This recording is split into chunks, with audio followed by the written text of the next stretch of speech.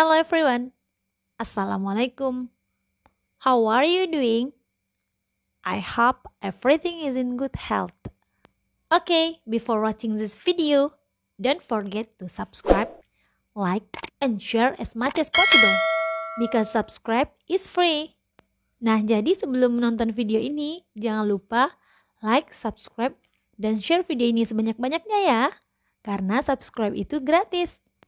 Jadi di video kali ini kita akan membahas materi Bahasa Inggris kelas 8, chapter 3, semester 1. Oke, without any further ado, let's get started.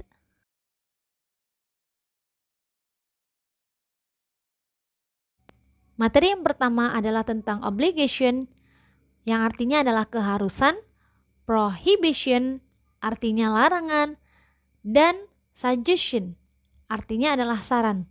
Nah, jadi ketiga materi tersebut akan kita bahas pada video kali ini. Dan langsung aja yuk kita simak video berikut. Check it out.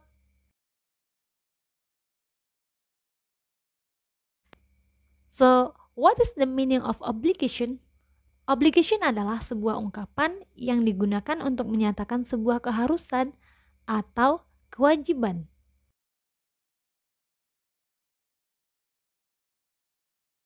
Nah, jadi untuk membuat kalimat yang menunjukkan keharusan, kita bisa menggunakan kata must dan have to ataupun has to. Must menunjukkan keharusan yang dibuat oleh pembicara, sedangkan have to atau has to merujuk pada suatu aturan atau keharusan yang bukan saja berasal dari pribadi pembicara itu sendiri. Jadi, bisa disimpulkan kata must mengindikasikan keharusan yang bersifat khusus, sedangkan have to atau has to mengungkapkan suatu keharusan yang bersifat umum.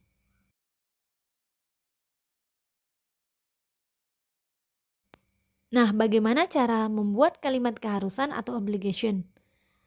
Must itu sendiri artinya adalah harus. Jadi, di sini rumusnya subjek ditambah must ditambah verb one atau kata kerja bentuk pertama. Misalnya, I must study hard. Sedangkan kata have to atau has to artinya pun sama ya, yaitu harus ataupun wajib. Dalam membuat pola kalimatnya, di sini kita menggunakan rumusnya subjek ditambah have to atau has to ditambah dengan verb one atau kata kerja bentuk pertama. Nah, misalnya, you have to wear uniform. She has to wear uniform.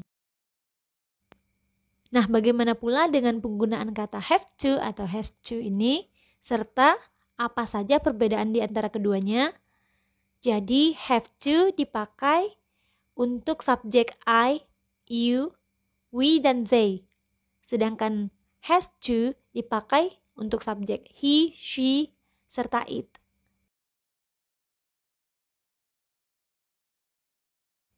Well, next, prohibition. Prohibition adalah sebuah kalimat larangan atau peringatan bagi orang lain untuk tidak melakukan sesuatu. Nah, prohibition ini dibagi ke dalam 3 jenis ya, yaitu verbal prohibition, nominal prohibition, dan prohibition no plus verb ing.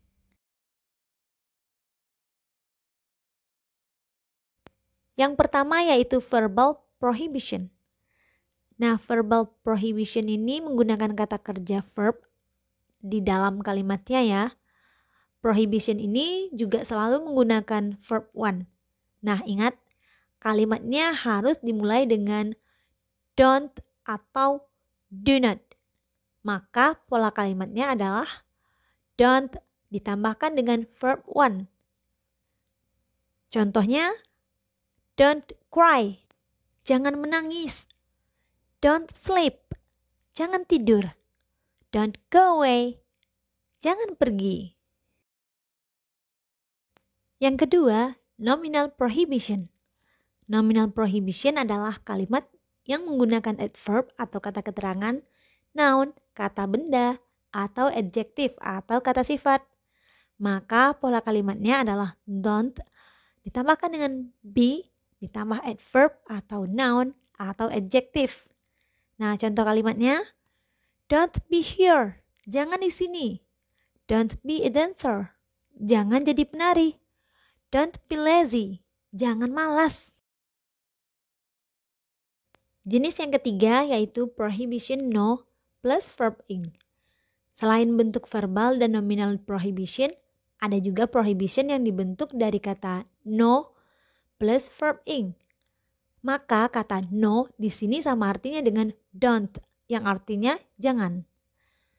No smoking, jangan merokok. No parking, jangan parkir. No fishing, dilarang memancing. Next, materi yang ketiga yaitu tentang suggestion atau saran. Suggestion artinya adalah saran.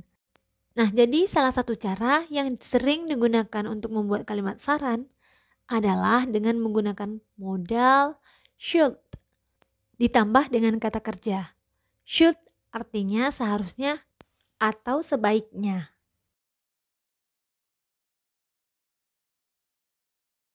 Nah, baik, berikut adalah pola atau rumus di dalam membentuk kalimat saran atau suggestion. Rumusnya, subjek ditambah dengan should ditambah verb one. Contoh kalimatnya, you should drink medicine to get well soon. Kamu seharusnya minum obat supaya cepat sembuh. Nah, selanjutnya yaitu dengan menggunakan rumus atau pola kalimat subjek plus should plus adjective atau noun atau adverb. Nah, bagaimana dengan contoh kalimatnya? Contoh kalimatnya adalah you should be calm in the classroom. Kamu sebaiknya tenang di dalam kelas.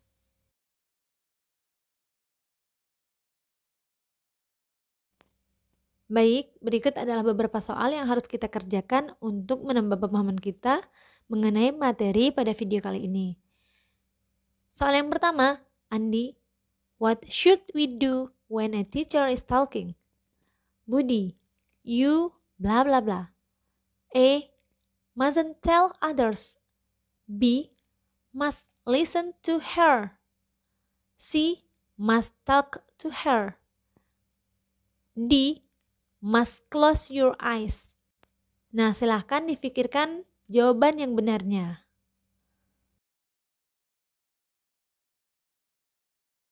Nah, berikutnya soal yang kedua. Dad, blah blah blah, throw the rubbish in the dustbin. Rio, oops, sorry Dad. A, don't open it. B, don't listen. C, don't be happy. Or D, don't be lazy. Nah, silahkan dipilih salah satu jawaban yang benarnya.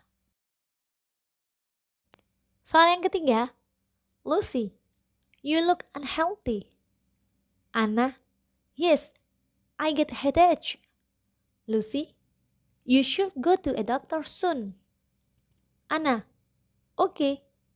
The underlined sentence shows A, agreement. B, prohibition. C, suggestion. Or D, obligation. Nah, silahkan dipilih salah satu jawaban yang benar.